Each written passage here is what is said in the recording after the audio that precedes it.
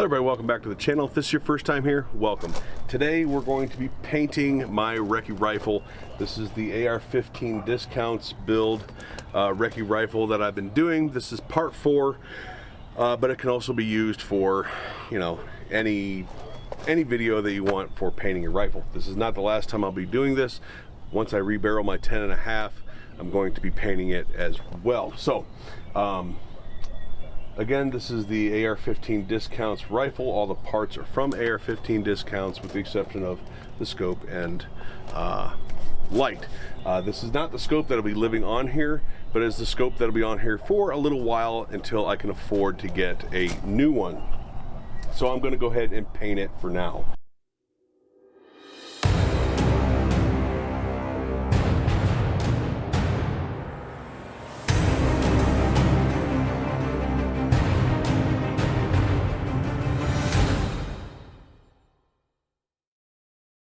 Alright, so painting your rifle is not as big a deal as a lot of people think.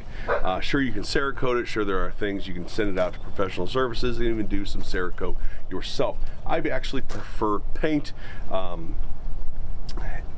for a number of reasons. Number one, it's cheap, and number two, let's face it, when it wears off, if you actually use your gun, you can get the true battle worn finish, not that fake Instagram battle worn finish that people pay for. So we're going to start with taping off the areas that you don't want paint on. There are a few important areas that you want to tape off. First, sorry about the barking dogs. I'm just doing this outside at my house. All right, so a few of the areas that you want to tape off is lenses, turrets or turret caps. I like to tape off some of the, even if it's got a cap like this one has a cap, not an exposed turret. Illuminator turret, if that's what you have. I'm going to tape off just the top of my tape switch here and the lens of my light, depending on if you're going to use a muzzle device or not. And even if you're not going to use a muzzle device, some people like to tape off the muzzle device. This has the Strike Industries Venom flash hider on it. Some people like to also tape off the trigger. I'm not going to tape off the trigger. I don't care. It'll wear off in a weekend. Other than that, sometimes guys will bring their stock all the way out or all the way in. I don't care one way or the other. I'm going to go ahead and run my stock all the way in. One of the advantages of not taping off or closing your stock all the way is you have a line of where you normally run it. Sometimes, you know, sometimes it's hard to hit that spot, especially in a hurry, but that line gives you a place of where you normally run it. But I'm going to go ahead and close it up all the way for this. I'm not going to tape off the grip. I don't care. It'll wear off as well. Same thing with the forward grip. You do want to have your dust cover closed, and you do want to either have a magazine in, if you're not doing it on a stand like I am, a magazine in, or tape off your mag well. You don't want paint to get up in there. So let's start taping this guy off.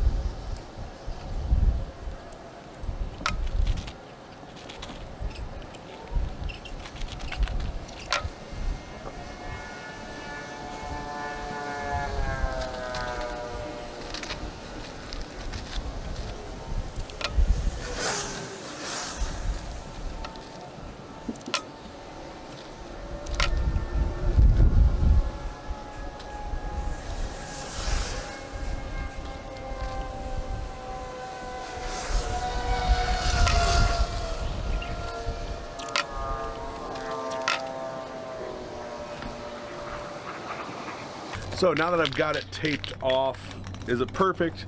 No, there's probably a couple spots where ragged pieces of tape are, you know, on an area that could get painted.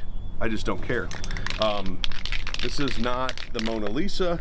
I know there's a lot of OCD guys out there that will, you know, that are going to take a lot of time cutting and razor blading tape in the perfect spots. You do you. That's awesome that you're going to put that much time and work into it. But again, I just don't care. This is not, it's meant to be sort of rough. These paint jobs are meant to be splotchy, are meant to be, you know, busy, things like that. Sure, you can paint it one color if you want to, but when it comes to camouflaging your rifle, the busyness, the broken shapes and stuff like that is really where it matters. So it is, I don't know, 75 degrees, 70 degrees right now. I'm gonna start with this Rust-Oleum camouflage. This is the khaki. This is the khaki. And I'm gonna start with it.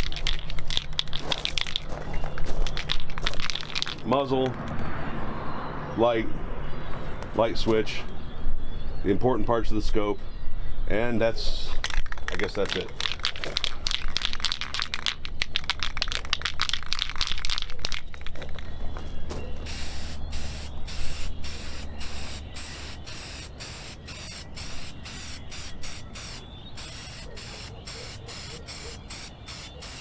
Get it mostly covered. Some guys don't like to paint their pick rail because when they mount something different on it, they're afraid that, I don't know, the paint's gonna be a problem.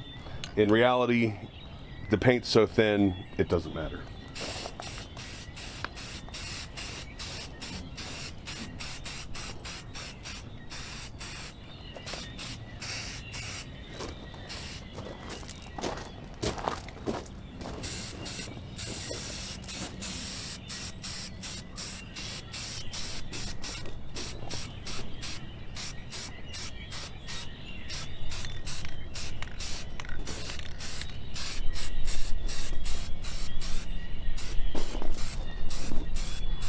If you happen to get a little run in it, it doesn't matter.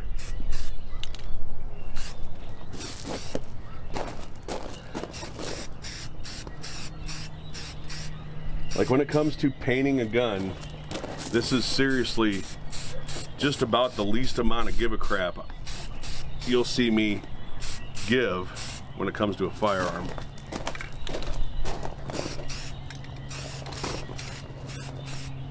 Now I'm not going to paint the very rear of the bump stock, the stock. It doesn't matter. You can paint it. You don't need to paint it. Whatever. I'm just not going to hit the rear, but it's not worth taping off either.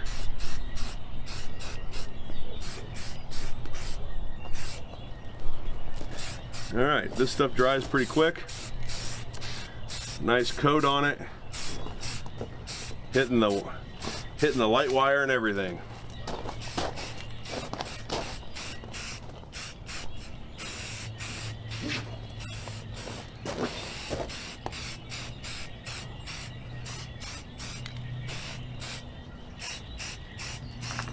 Now it is important to make sure that you get, if you're going to paint it, try and get it at least all over. Means top, bottom, sides. Having a stand like this, which is just a piece of wood that I cut down to fit the mag well, and a piece of, I think, 1/2-inch plywood that it's screwed to. Makes for a good stand. All right. Let's let that dry and we'll come back here in a minute. Next color I'm going to do is the same camouflage Rust-Oleum. This is the deep forest green, almost a greenish brown. And of course these are flat colors as well.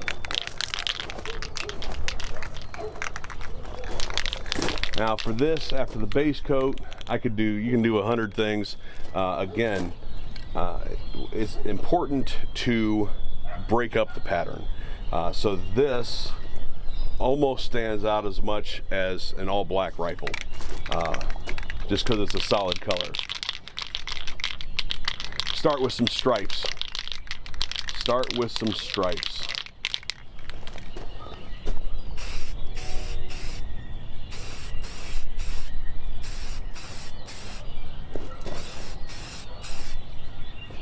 Couple inches wide each stripe.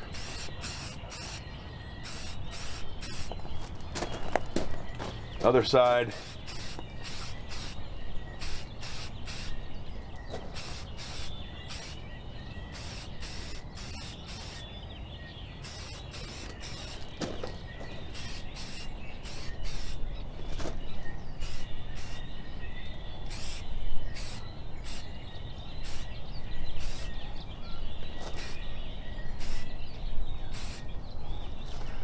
And don't forget underneath.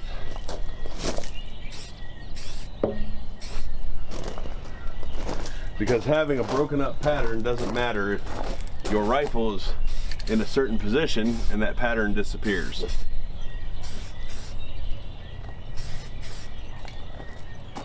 Now, I could leave it just like this. No problem leaving it like this. It's now broken up enough that from a distance, and mind you, that's the key here, is there's a lot of people, we're gonna go into it a little bit, a lot of people get really intricate with their paint jobs. Good for them, I'm glad they put the time in. For me and for reality, what you're looking for is camouflage, is invisibility from a distance, not up close where you can see the little details of the paint job. Again, we're gonna get into a little bit of those details for this video specifically, but in reality, this is pretty well broken up enough that out in the desert, this would work. So it is at this point that details come in. I could do, this is a green, a more, let me get the cap. This is more of a forest green here. I'm going to do some highlights with it, and I have a lighter green as well. And this is where some of the details come in. So I've used this stuff before. This is just drywall patch for its pattern, its ability to, you know, spray through it, or some sort of a sniper veil. We're going to use the sniper veil right now.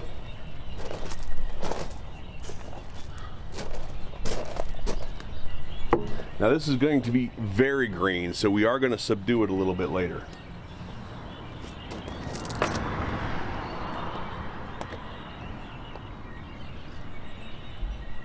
So I'm just covering the whole rifle,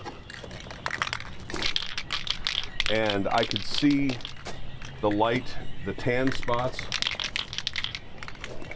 and I am going to hit some of those spots.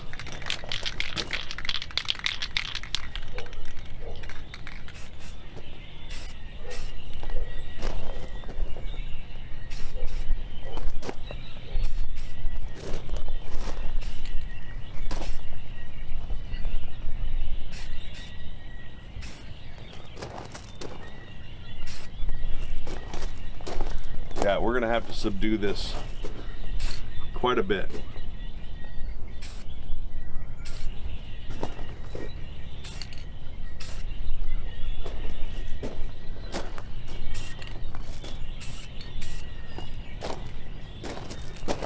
Let's see how that turned out. Yeah, that's not bad. That's not bad. So do we clear coat? I don't. Some people do. It'll just wear off. So this is pretty well already dry to the touch. But what you're gonna find is that it has sort of a rough, almost sticky feeling for a while. Once you use it, that's gonna wear down. The paint's gonna wear out a little bit, and it's gonna look even cooler once it's more subdued from use.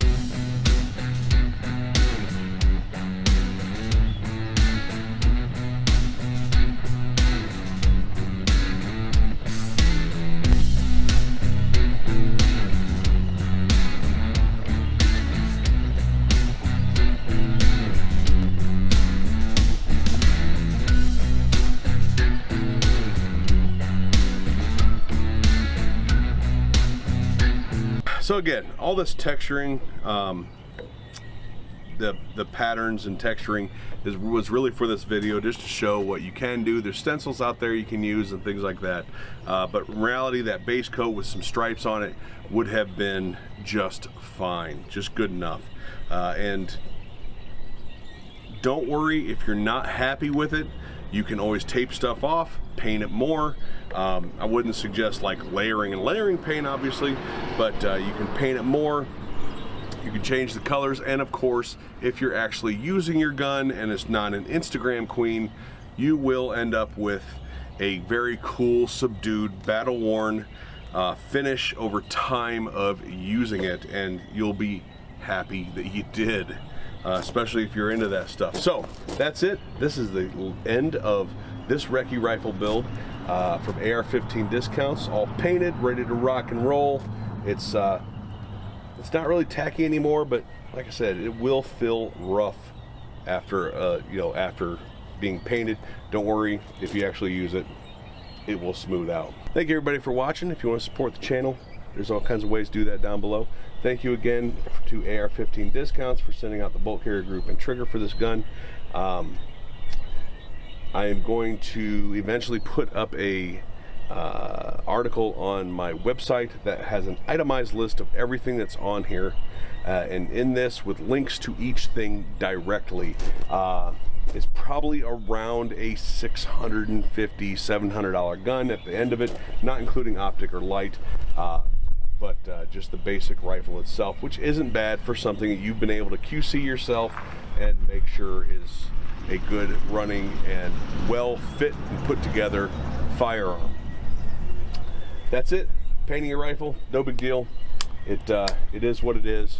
A lot of people put way too much thought into it. It's a lot simpler than what you might think. Thanks for watching. We'll talk to you later.